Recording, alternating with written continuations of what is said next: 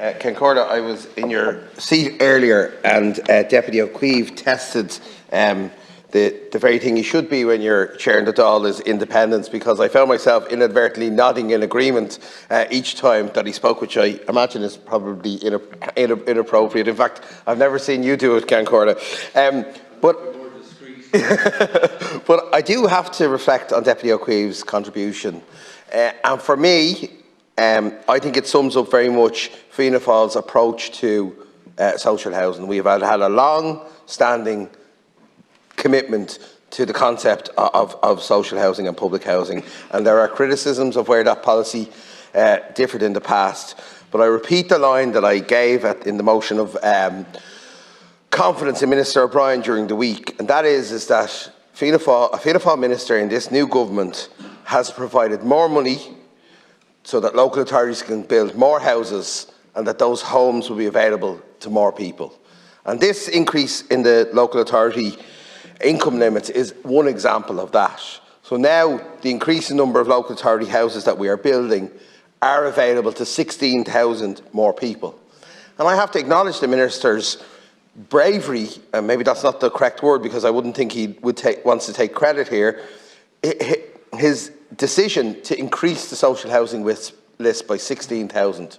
Because let's be honest, there was a lack of bravery over the last 10 years to not increase this. Successive ministers did not increase the income limits because they didn't want to increase the waiting lists. And as previous deputy said, that was a denial of reality. And I think Minister O'Brien has recognised that you can't have a situation where income limits do not increase for 10 years and subsequently people who were waiting on those lists for those 10 years are removed from the list because either they or a family member have earned more or improved their position, but in no way came near a position where they could either privately rent with security for long term or that they could purchase a home. But you then ask yourself the question, should there be an income limit at all? And I think that is a question that we should ask. The introduction of the cost rental model to some degree has answered that, because you now have effectively public housing support for people right up to what might be close to €80,000 so that those people under the income limits and above the income limits for social housing have access to public housing in one format by virtue of local authority housing, and on the other side of that divide by access to the cost rental.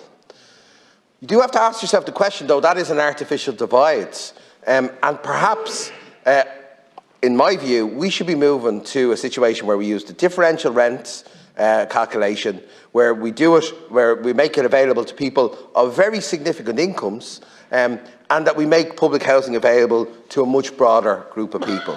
Now, I argued for that when I was in opposition, I argued when I was in the local authority, and one argument that was put to me by other councillors, by officials and so on was, we do want to maintain an income mix in any new developments. And I think we need to address that, because the argument was, in order to provide an income mix by having these two pools of eligibility, you could actually mix the income in an estate. Now, I do believe in the issue of mixed income, and that is not to stigmatise anybody, it's to recognise the very genuine reality that when people are dependent on social welfare, it is often for very, very significant reasons, and that when you concentrate large numbers of people in an area, that puts huge pressures on services, it puts huge pressures on community, it challenges community, and governments have never supported community in that way. So I do believe in mixed income, not because I believe in stigma, but because I believe in community, and I believe in the capacity of community to respond to those issues. So come back to that idea. On a short-term basis, this idea of cost rental on one side of the divide and local authority housing on the other can be argued for because it helps us build large new communities. Oscar Traynor Road, for example, entirely 100% public housing, 40% cost rental, 40% local authority, 20% affordable purchase. That planning application, I understand, from Dublin City Council will go in for application either at the end of this month, in the next week or so, or early in January.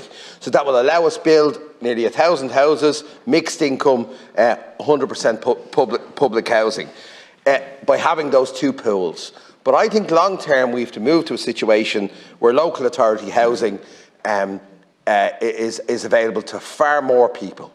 And in my view, that is a significant step forward, and it will increase the eligibility of people to be able to access housing. It'll remove the stigma associated, the wrongly associated, with people who live in local authority housing. And I think it brings us closer to that idea of the European model.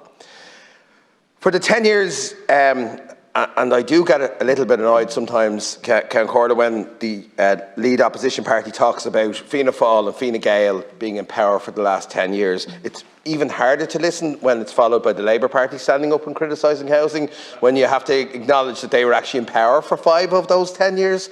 And you swear you've deputies across the way, and they're not here, but deputies across the way who actually voted for the Vulture Fund budgets, standing up and criticising me on this side of the House, who spent 10 years in opposition criticising them, and apparently it's all our fault. But there was a real 10 years when Fianna Fáil had no access to ministers, when we were not in government, when we did not have the influence that we have now.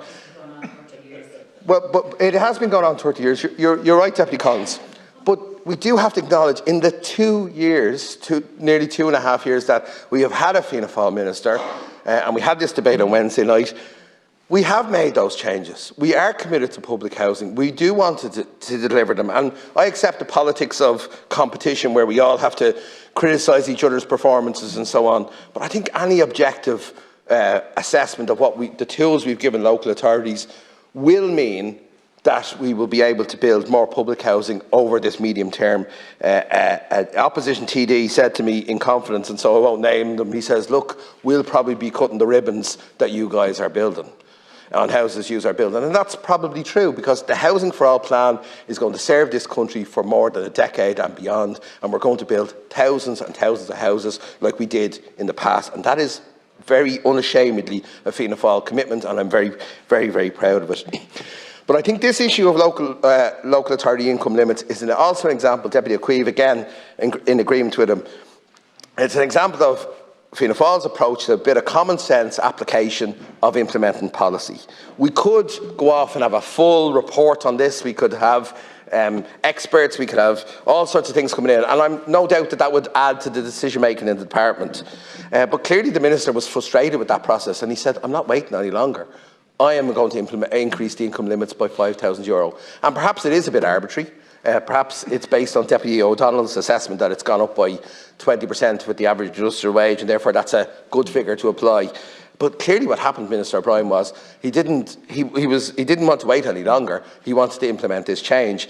It isn't a change that actually has a budgetary impact, and that is one of the reasons why I am so critical of the 10 years of my coalition colleagues being in government and how they didn't get housing.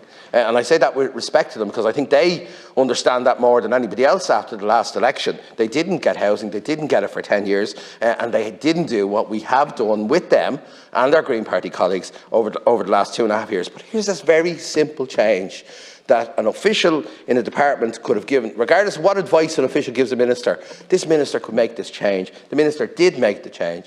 It's an example for me, anyway, the difference between the two lead coalition parties here, between Fianna Fáil and Fine Gael, because we do understand the housing need of people that need local authority housing. And the last point I'd say of why it's so important that we've increased local authority housing income limits is because it absolutely smacks in the face to say to somebody, you can benefit, you and your children can benefit from the social inclusion programmes that we have put in place breakfast clubs, study groups, new books for free books for school children, that we can allow you have access to access programs to go to university, and that your children can study anything that any other person on any other income can study, and when they graduate they can get a good job. But by the way, you're 10 years on the waiting list. That's all cancelled now because we actually helped improve your family and your family's ability to earn an income. It is absolutely counterproductive to say to people that we are going to help you and your family improve your life, we're going to give you more